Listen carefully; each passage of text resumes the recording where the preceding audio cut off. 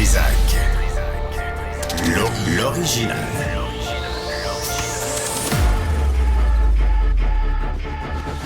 Du Trizac. Votre plaisir coupable. Bonjour tout le monde, c'est mercredi 22 mai 2024, j'espère que vous allez bien. J'ai ma voix de Barry White. Si t'as du karaoké de Barry White, Jean-François, je vais te faire une chanson cochonne, peut-être même avec une danse, puis je suis prêt à ça. Oh, attention, faut que tu me sortes les paroles parce que je l'ai pas.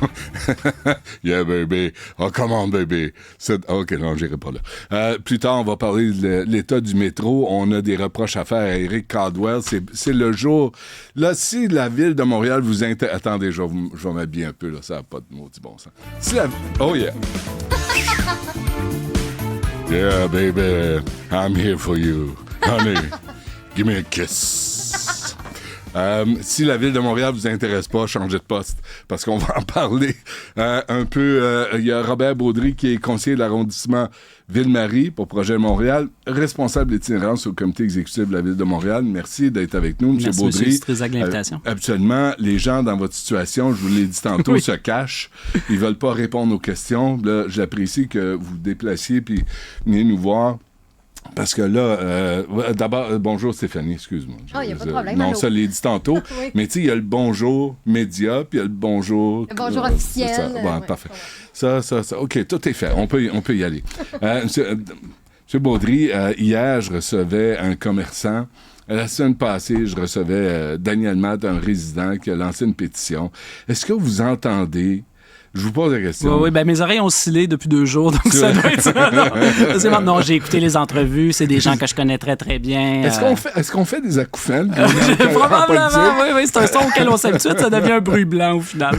mais oui, je les connais très, très bien. C'est des citoyens engagés, des commerçants, des gens qui sont membres aussi d'organisations nouvellement créées, là, l'Association des résidents du village. Ouais. Une association qu'on a contribué à créer d'ailleurs parce que ça s'était jamais fait. On n'a jamais eu d'association du village. Il y avait même du monde qui levait la main à un moment donné en disant il y a un enjeu à telle place, il y a un enjeu là, mais on n'avait pas d'organisation formellement constituée.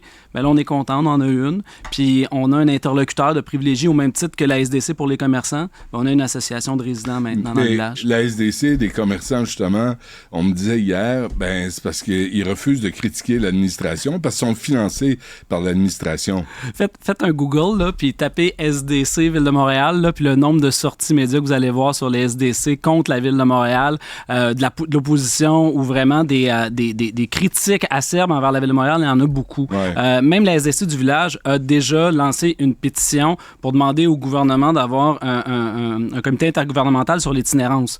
Donc, je veux dire, la SDC est une entité indépendante qui a été créée par et pour les commerçants et ils ont une gouvernance à eux-mêmes. Nous, ce qu'on fait, c'est qu'on perçoit la taxe là, qui est en fonction de la loi et on la redistribue à la SDC pour qu'elle fasse de l'animation, mais de l'attraction commerciale aussi. Okay.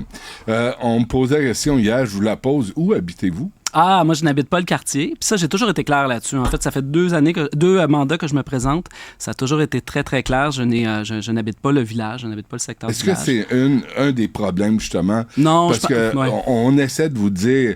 Exact. Tu sais, les commerçants, les résidents essaient de vous le dire, puis ils ont l'impression de frapper un mur, puis vous comprenez pas ce qu'ils vivent. Mais en fait, je l'entends, puis je comprends très bien ce qu'ils peuvent vivre. Je prétends pas tout comprendre ce que les gens peuvent vivre au niveau de l'expérience du quotidien. Mais moi, j'ai travaillé pendant 15 ans dans le quartier du village, avant de me présenter en politique. Là, ça fait 6 ans en politique dans le secteur. Je travaillais dans le développement social. C'est un quartier... Il n'y aura pas eu d'autres quartiers dans lesquels je me serais présenté. C'est un engagement que j'ai. Oui, effectivement, c'est pas là que je dors la nuit, mais j'y passe les week-end avec la famille. J'y vais, j'y travaille. On a pignon sur rue à l'entrée du village. Là. Tous nos employés travaillent à l'entrée du village. Donc, c'est un secteur à l'entrée, vraiment... c'est pas pire. Plus tu t'enfonces, moins ça va bien. Ça dépend. Des fois, c'est en vague. Ouais. Nous autres, on est juste à côté d'Émilie Gamelin puis devant l'ancienne station des sports. Des fois, c'est un peu difficile à cet égard-là. Fait que vous le voyez, là. Oui, au quotidien, puis on le promène, on le marche. Je veux dire, j'étais avec mes enfants en fin de semaine. On était sur la rue Sainte-Catherine. Puis, tu sais, ils ont été face à des personnes qui fumaient du crack. Je veux dire, on voit des personnes qui sont en psychose.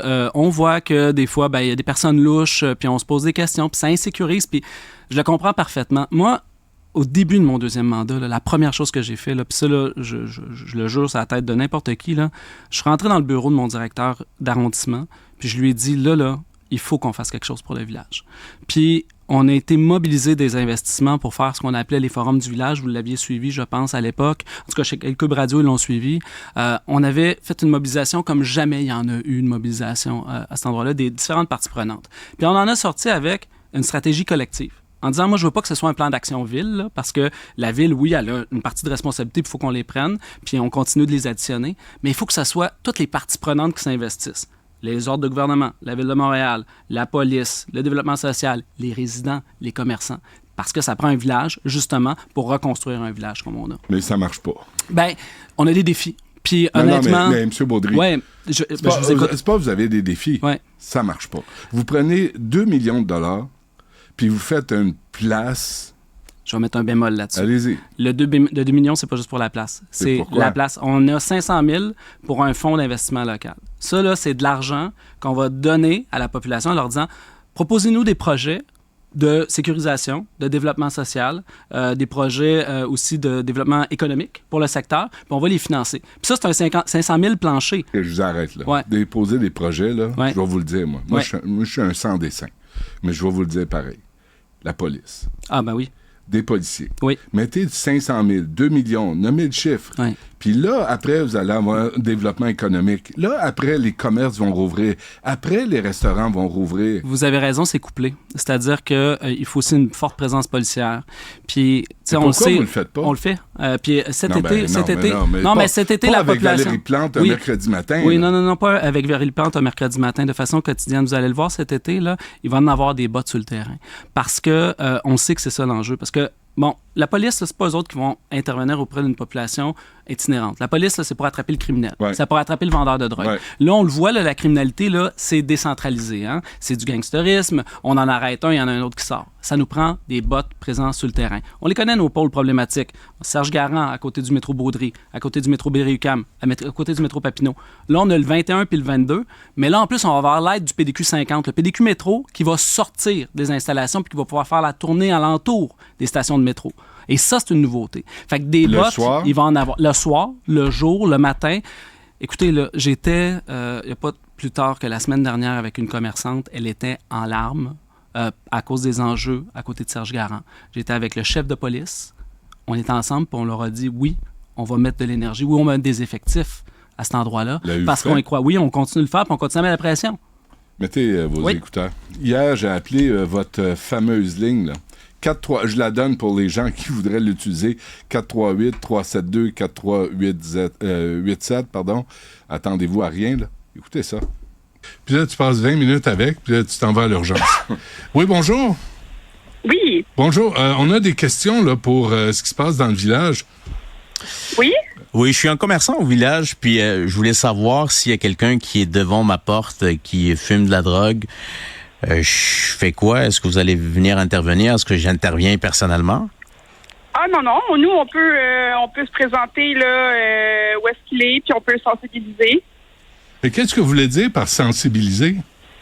Ben, on peut lui demander de se trouver un autre endroit pour consommer. On peut lui dire que Okay. consommer devant un commerce, c'est On pas comprend l'idée, là, c'est déplacer le problème. En fait, Ça là, Ouais. ça, c'est ce que votre mairesse dit aux propriétaires, aux commerces, aux résidents. Appelez-là, là, puis en dedans, puis la réponse peut être de 20 minutes. Prenez votre temps. 20 minutes, M. Baudry. oui, je vais rappeler qu'on est en situation de crise à Montréal par rapport à l'itinérance, par rapport aux opioïdes, par rapport à la crise du logement. Donc, on n'a jamais eu autant de monde dans la rue, OK? On n'a jamais prétendu, puis on prétendra jamais qu'Émis va régler tous les problèmes. Ce serait fallacieux de dire ça. Je veux dire, il n'y a pas une baguette magique qui va régler ces enjeux-là. C'est des enjeux complexes. On parle pas de magie. Non, je suis d'accord. OK, Je suis d'accord. embarquez pas ce Mais discours-là, OK, parce que parfait. ça me tape ses nerfs. Je vais sortir de la magie. Mais Émis à elle seule ne peut pas tout régler. Des fois, ça prend la police. Des fois, ça prend Émis. Des fois, il faut les coupler. Puis c'est pour ça qu'on donne... Comment trouvez-vous cette réponse-là? Cette réponse-là, c'est Je veux pas blâmer la femme qui travaille là. Non. Puis honnêtement, pas m'en prendre là, à elle, là. moi j'ai le plus grand, puis je pense que vous l'avez aussi, le plus grand respect pour tout le réseau communautaire, les travailleurs sociaux, les travailleurs de rue qu'on a aussi dans le réseau communautaire qui sont dans l'espace public. Cette réponse-là, elle est logique parce que actuellement, là, on n'a pas de ressources médicalisées là, qui permettent d'accueillir des gens pour qu'ils consomment à l'intérieur. Bon, ben à quoi ça sert? Ça sert à réduire le nombre d'incivilités. C'est-à-dire qu'une personne qui est devant votre commerce, par exemple, Je qui passe au consomme... téléphone? Non. J'y Elle pensais s'en vient sur le site, puis peut-être qu'elle va pas y aller Dans sur 20 le minutes. coup. Ouais, attendez. C'est parce que ça peut être une situation récurrente. Puis là, à un moment donné, ben, ils disent, bon, on va passer plus souvent dans le secteur. Parce qu'au-delà des appels, ils font des rondes dans le secteur. Ils sont là à des heures atypiques, justement, pour intervenir auprès de cette population-là. Ils développent du lien. Peut-être que le premier coup, ça va être juste de le déplacer, mais peut-être que le deuxième coup, parce qu'il va connaître l'intervenant, ça va être de le référer vers un service adapté. Peut-être qu'à un moment donné, on va permettre à cette personne-là de passer à un autre appel. Mais pour l'instant, là, on a une population qui est bien hypothéquée, qui est bien vulnérable. Puis nous autres, puis là, la mairesse l'a dit, là, on veut pas que la rue devienne un hôpital. Puis actuellement... Attendez, elle vient de découvrir ça. Non, elle vient pas de découvrir ça. Savez-vous ce que j'ai trouvé ce matin dans la presse? 2011, pétition dans le village. Oui. Insécurité, itinérance, Oui. toxicomanie, la même hostie d'affaires. Oui. Ben, c'était pas le même Présent. visage. Moi, en 2011, j'étais travailleur social là, dans le village, là, puis c'était pas les mêmes enjeux. C'était des enjeux qui se rapportaient. C'était des enjeux qui se rapportaient, mais là, on n'a jamais vécu une crise de cet acabit-là à Montréal. Non, je l'ai l'article devant moi, là. Tu sais, c'était Radio-Canada. C'était 14 septembre 2011. Des commerçants et des résidents du village gay somment la Ville de Montréal d'agir pour assurer la sécurité et régler les problèmes d'itinérance de toxicomanie dans le quartier. Pétition de 2000 noms a été remise en ce sens. Alors ça, c'est vos prédécesseurs. Ça a été Denis Coderre. Puis maintenant, c'est Valérie Plante qui dit « On veut pas que la rue devienne un hôpital. » Oui. Sacrément, adore-tu au gaz depuis 2017? Non, parce que depuis 2017, il n'y a jamais eu autant d'investissements dans le village qui a été fait. Puis il va continuer à en avoir. Ah oui, des arbustes, des mini-potes, des Non, au-delà des mini mini-potes, au-delà de l'association des résidents, le fonds que je vous ai parlé pour justement soutenir financièrement des initiatives locales, le soutien des MIS qui n'existait pas. C'est quand même une nouveauté. Est-ce que c'est parfait? Rien n'est parfait, mais c'est quelque chose qui peut travailler en partenariat avec les autres partenaires. Ouais. Du financement à la SDC pour animer commercialement. Pour ça, là, On attire quand même. Il y a eu 10 commerces qui ont ouvert dernièrement. On en a 5 dans la dernière année. 10 qui ont ouvert. Il y a 30 des non, locaux j'ai demandé les vrais chiffres là, parce que j'ai entendu l'entrevue. Là, c'est pas 30 On est entre 12 et peut-être 18 Mais c'est en deçà. Vous marchez pas, écoutez, vous marchez pas sur la même rue que moi. J'arrête pas de dire, j'allais au restaurant portugais, à côté, il y a un peep show. Exact. Quand un peep show ferme dans un quartier, pas parce que la police intervient, parce que là, c'est trop élevé, ça va mal. Il y a eu des incendies aussi, là, à une certaine place pour qu'il ferme. Mais bref, dans tous les cas, notre objectif est le même. On est engagé pour le village. Regardez, là, je dis pas que vous voulez pas le faire. Oui. Ce que je vous dis, c'est que vous réussissez pas à le faire. Le quartier chinois, c'est pareil. Est-ce qu'on a Féchou, pas loin? On a un résident... Oui, le résident que je connais très bien, Philippe, oui.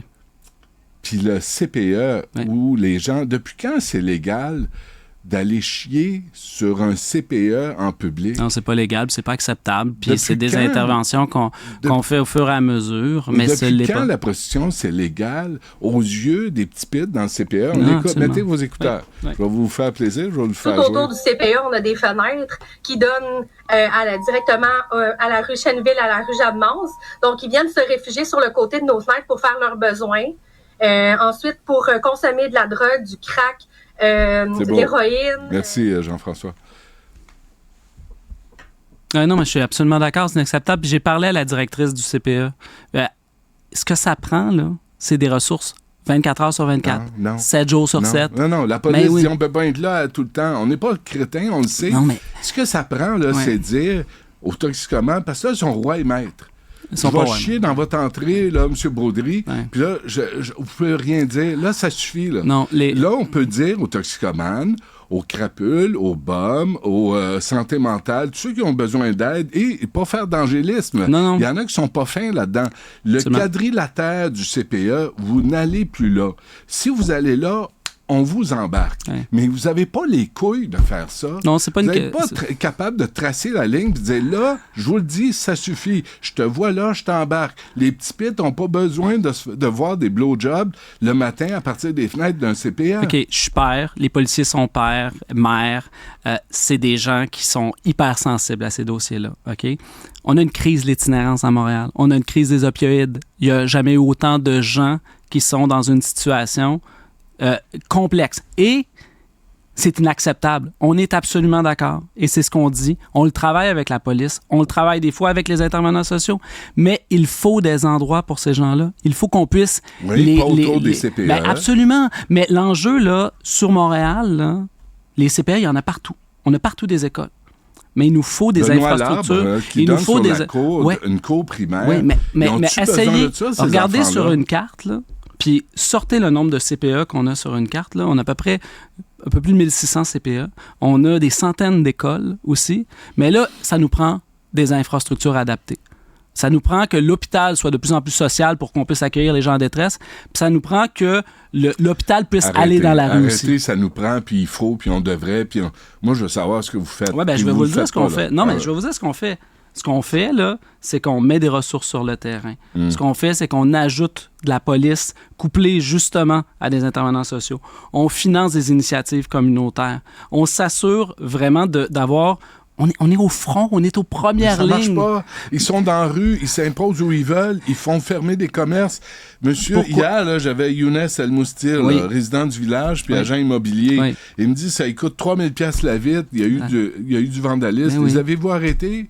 Savez-vous c'est qui? Non, je ne le sais pas. Non, je ne le sais pas. Puis même si on été arrêtés, je ne le saurais pas.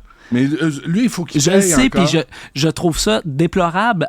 On n'a personne rien à gagner d'être face à des situations d'incivilité ou des situations de vandalisme. Mais c'est peut-être parce que vous êtes trop mollassons. Pas du tout. Nos policiers sont sur le terrain. Mais ils font on travaille sans relâche auprès de la criminalité. Mais si on n'intervient pas à la source, on ne réglera pas le problème. Et je vous dis ultimement, là, le logement. Puis ça, là, depuis le premier jour où on est arrivé, on en a parlé avant même qu'on soit en crise du logement. Ah oui, vous avez mis 525 millions sur les astis de Pesciclab et 525 millions pour les logements. On oppose vous auriez pas avoir Non, c'est pas le même budget. Avoir des priorités. Le logement est une priorité. C'est les mêmes poches des résidents, des taxes que les gens payent. On n'a jamais autant acquis de terrain pour développer du logement. On a mis 100 millions de dollars pour acquérir des terrains pour développer du logement. On a sauvé une dizaine de maisons de chambre qui sont souvent le dernier rempart. On a modifié de la réglementation pour permettre de préserver les maisons de chambre, pour éviter qu'il y ait plus de monde aussi dans la rue.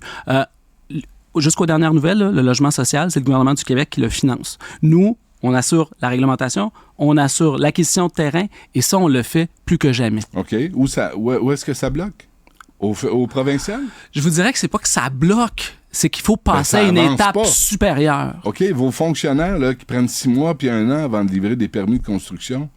Non, en fait, je vous dirais que dans Ville-Marie, là, le taux de délivrance, là, quand c'est du plein droit, là, c'est à l'intérieur de 3 mois. C'est pas ce que les entrepreneurs disent? Dans certaines situations où on demande plus de hauteur, c'est plus long. Ça a l'air, vous m'avez déjà rempli lors de la dernière entrevue. Quand j'ai parlé à Phil Chu, justement, du CPE de Petit-Palais, caméra, éclairage, tout c'est fait. C'est le CPE qui a payé pour les caméras, qui les a fait installer. Vrai ou faux? Ça, je ne sais pas. Je vous le dis. OK. Je vous l'annonce. Oui. Fait que là, vous faites remplir par vos collaborateurs qui disent « Oh, Robert, on s'en occupe. » Mais sincèrement, là, c'est le CPE et les parents qui ont payé pour l'installation de caméras, c'est pas la ville. Oui, sauf qu'il y a quand même des mesures auxquelles on a mis en place. Il y avait des enjeux dans la ruelle Brady. On s'est assuré d'avoir barricadé des secteurs où il y avait des rassemblements. On s'est assuré que nos policiers puissent intervenir aussi auprès d'endroits là, qui étaient un peu des crack houses là, pour pouvoir aller arrêter les bandits, justement. On s'est assuré d'avoir une présence policière. Est-ce que ça règle tout? Non. Parce que, je l'ai dit, on est en crise. Il faut des alternatives pour ces personnes-là. Parce que sinon, on va toujours continuer à intervenir. On est en crise des opioïdes à Montréal actuellement. OK? Il n'y a jamais eu autant de mauvaises dopes dans la rue qu'aujourd'hui. Oui, on le sait, ça. Ce que je comprends pas, moi, c'est que vous mettez sur la même base les Pesciclab puis la crise que vous venez d'écrire. Vous avez raison, là. La crise d'opioïdes, c'est pas juste à Montréal. Toutes les grandes villes, partout, on vit ça. Oui. Mais vous autres, votre administration, là, anti-automobile, là, un peu malade mental là-dessus pour écœurer les automobilistes, avec vos hosties de Pesciclab, mettez-en moins ces Pesciclab, mettez-en plus sur les logements, puis on va régler un problème à la fois. Mais vous êtes tellement obsédés par le vélo. Comme moi, j'ai fait du vélo à Montréal toute ma vie. Ouais. Je suis allé en Europe en vélo, je sais faire du vélo, puis j'avais pas besoin de Pesciclab pour rouler puis respecter les feux de circulation. Ouais. Quand on agit sur une piste cyclable, là, ce qu'il faut dire, c'est qu'on agit sur la sécurité du monde. Parce qu'il n'y a jamais eu autant de croissance. Laissez-moi juste finir là-dessus. Il n'y a jamais eu autant de croissance d'automobiles puis des gros automobiles. Moi, là, quand je me promène avec ma fille qui a 7 ans, qui commence à pédaler, là, puis que... non, mais le problème, l'incivilité par rapport au kilométrage, les gens vont plus vite. Si la police est là, est-ce qu'elle peut intervenir auprès des itinérants? Bref, tu sais, à un moment donné, là... Marcher puis marcher de la gamme. Ça, c'est pas de moi.